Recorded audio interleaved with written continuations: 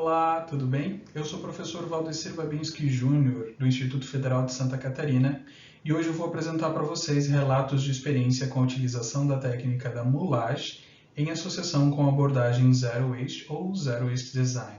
Esse artigo foi escrito por mim junto com algumas colegas, a colega professora Camila Dal Ponte Mandelli, Janaína Figueiredo Lorbieski, e com os professores Lucas da Rosa e Cléia Silveira. Bom, para entender um pouquinho mais sobre esses relatos de experiência, a gente precisa entender um pouquinho sobre esses termos, o que significa Zero Waste Design e o que significa moulage.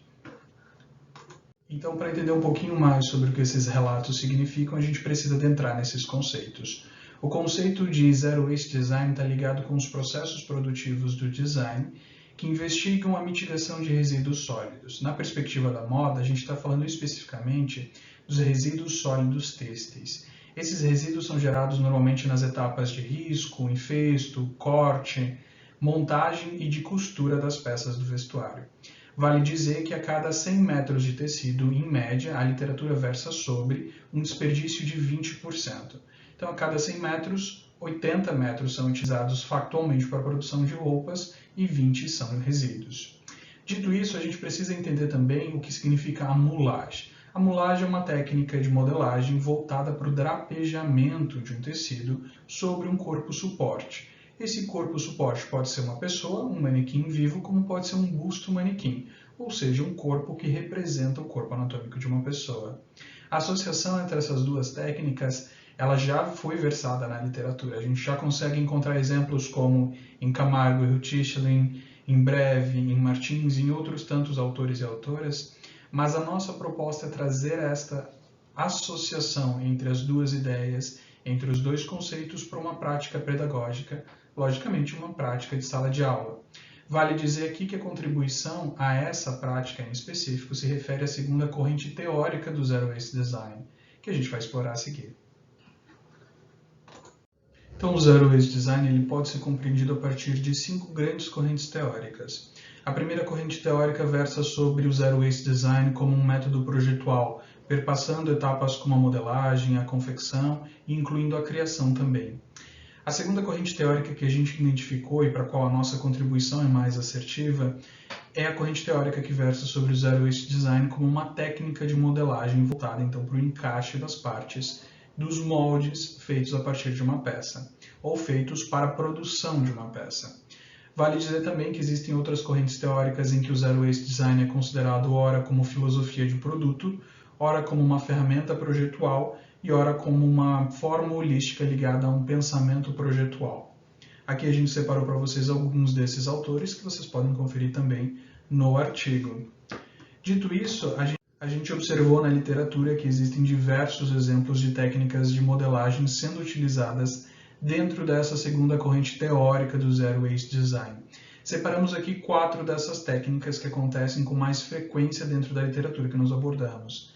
Então nós temos primeiro o corte por subtração, depois o corte impreciso, o corte esquadrado e o corte quebra-cabeça.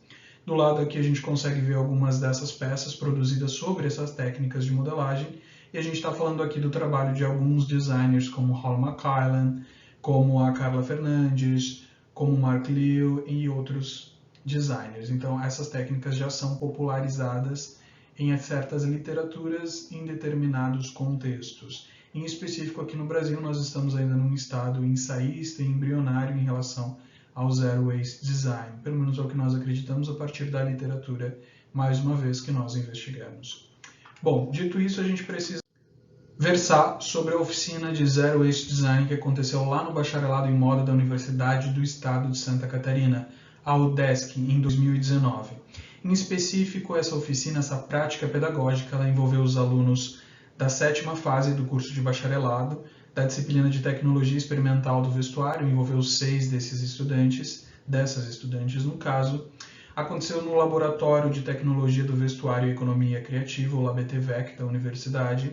E o embasamento teórico para essa primeira prática que foi ministrada por mim é um embasamento teórico voltado aí para Jana Arang, Breve e Martins, autores que já fizeram asserções dentro da academia sobre práticas similares.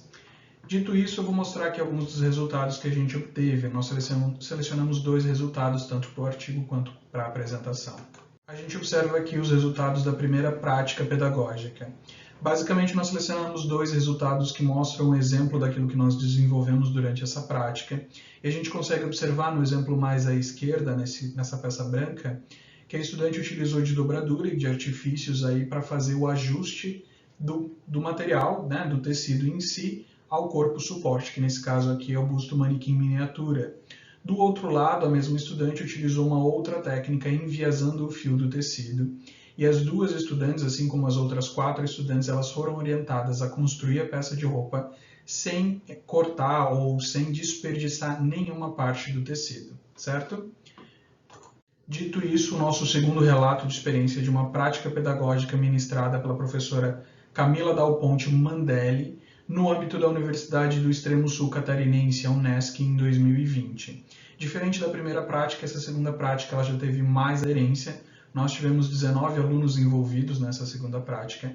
Ela estava relacionada, então, à disciplina da 5ª fase do curso de Tecnólogo em Design de Moda. Vale dizer que é uma parceria da Unesc com o Senai Criciúma. Envolveu o laboratório de modelagem e teve como embasamento teórico, então, a proposição de Camargo e Rutischelin. Essas referências elas estão todas disponíveis, mais uma vez, no artigo para aqueles e aquelas que quiserem consultar.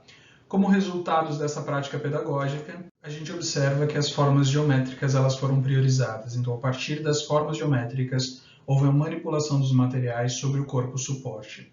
A gente pode entender que essa é uma grande diferença entre a primeira prática e a segunda prática, visto que na primeira o tecido era o ponto de partida para os estudantes e aqui as formas geométricas são o ponto de partida. Acreditamos que com isso a gente consiga ilustrar mais uma vez como essa segunda corrente teórica do design, do Zero Waste Design em específico, ela pode ser apropriada e ela pode sim ser utilizada como uma prática pedagógica dentro da sala de aula.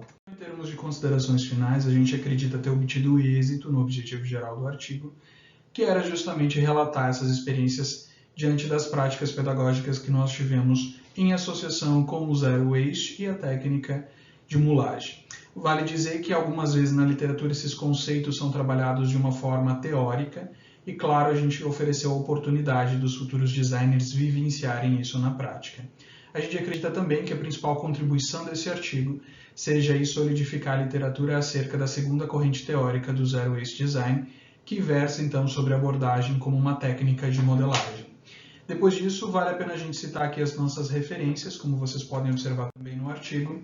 A gente tem aqui 12 artigos de análise de eventos, nós temos artigos de periódicos, trabalhos de conclusão de curso, dissertações, livros, teses, capítulos de livros. Nós trouxemos nessa apresentação de uma forma mais resumida, mas vocês podem conferir no artigo. E esse é o nosso contato. Muito obrigado e até a próxima!